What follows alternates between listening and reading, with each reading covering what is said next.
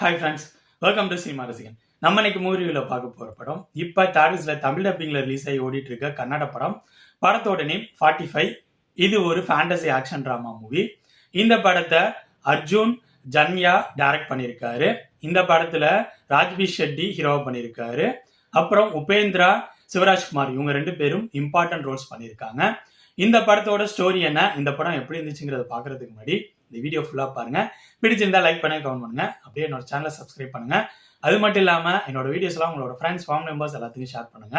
உங்களோட சின்ன ஷேர் எனக்கு ரொம்ப சப்போர்ட்டா இருக்கும். இந்த படத்தோட ஸ்டோரி என்னன்னா, ஹீரோவான ராஜ்பி ஷெட்டி சாஃப்ட்வேர் கம்பெனியில் ஒர்க் பண்ணிட்டு இருப்பாரு. அவருக்கு அப்பா கிடையாது, அம்மா மட்டும்தான் இருப்பாங்க. படத்தோட ஸ்டார்டிங்லேயே அவர் வழக்கம் போல ஆஃபீஸ் கிளம்பி போவாரு. ஹெல்மெட் போடாம பைக்ல போவாரு. கொஞ்ச தூரத்துல ஃபோன் வரும். ஃபோன் பேசிக்கிட்டே பைக்ல போயிட்டு இருப்பாரு. ஒரு சிக்னலை தாண்டறப்ப திடீர்னு குறுக்க வர நாய் மேல மோதி நாயை சாகடிச்சிடுறாரு. நெக்ஸ்ட் திரும்பி கொஞ்ச தூரம் ஃபோன் பேசிட்டே போறப்ப அவர் பைக் ஆக்சிடென்ட் ஆகுது. அந்த ஸ்பாட்லேயே இவரும் இறந்து போறாரு. டக்குன்னு இவரு தூக்கத்திலேருந்து எந்திக்கிறாரு. இந்த விஷயங்கள்லாம் இவரோட கனவுல நடந்திருக்கும். ஸோ கனவுல தான் நடந்திருக்கு அப்படின்னு சொல்லிட்டு பதட்டமாகறாரு. இருந்தாலும் வழக்கம் போல ஆஃபீஸ் கிளம்பி பைக்ல போறாரு. போறப்ப அவரு கனவுல பார்த்த எல்லா சம்பவங்களும் அடுத்தடுத்து அதே மாதிரியே நடக்குது. அவரு சிக்னலை தாண்டறப்ப கனவுல வர மாதிரியே நாய் குறுக்க வந்து அடிபட்டு செத்துருது. இவருக்கு என்ன பண்றதுன்னு தெரியல. அப்படியே கண்டினியூஸா பைக் ஓட்டிட்டு போறாரு. பட் அவருக்கு ஆக்சிடென்ட் ஆகாம உயிரோட ஆபீஸ் போயிடுறாரு. ஆபீஸ் போய் நல்ல வேலை தப்பிச்சிட்டோம் அப்படின்னு யோசிக்கிறப்ப அவர் ஒரு ரவுடி கேங் தூக்குறாங்க. தூக்கிட்டு போய் அந்த ஏரியாவோட பெரிய டான் மாதிரி இருக்க ராயப்பா அப்படிங்கிற ரவுடி கிட்ட போய் விடுறாங்க. ராயப்பான் கேரக்டர்ல உபேந்திரா இருப்பாரு.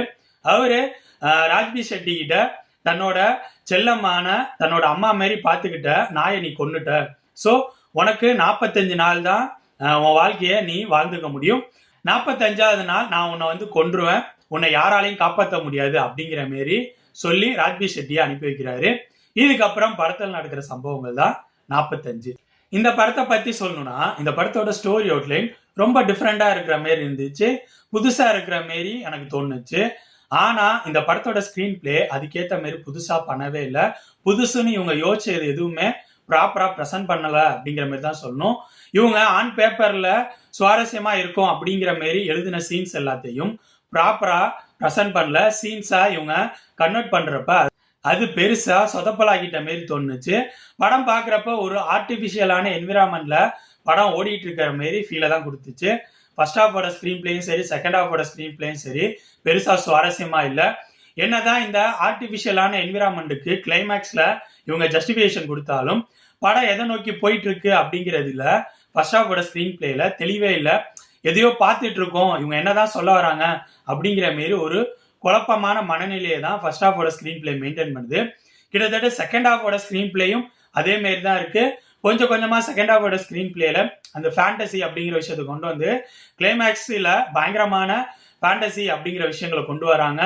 ஒரு நல்ல மெசேஜோட முடிக்கிறாங்க. பட் படத்தை இவங்க ப்ராப்பரா சுவாரஸ்யமா இருக்கிற மாரி கொண்டு வரவே இல்லை. இந்த படத்துல ராஜ்பி ஷெட்டி, சிவராஜ்குமார், உபேந்திரா இவங்க 3 பேரும் தான் மெயின் கேரக்டர்ஸ்.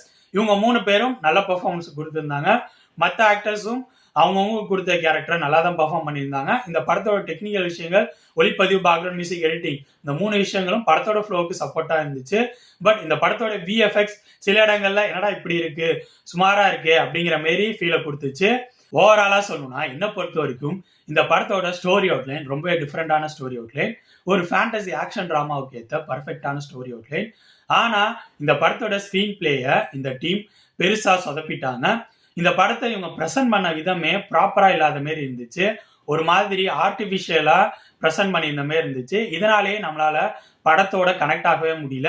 அது மட்டும் இல்லாம இந்த படம் கிளைமேக்ஸ் வரைக்கும் எதை நோக்கி போயிட்டு இருக்கு அப்படிங்கிறதுல ஒரு தெளிவே இல்லாத மாரி தான் எனக்கு ஃபீலை கொடுத்துச்சு.